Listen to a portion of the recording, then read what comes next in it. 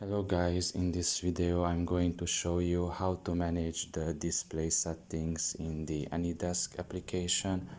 The first thing you need to do is enter the app.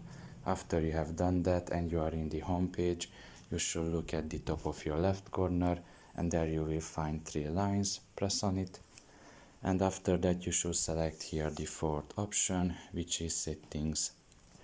After doing so, you will find here in the list the display option, which is the fifth one.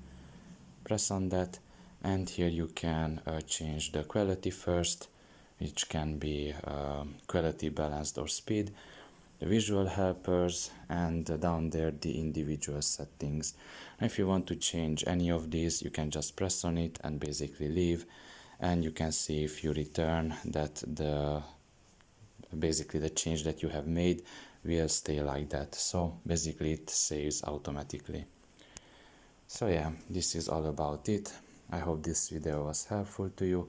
Thank you for listening and see you next time. Bye bye.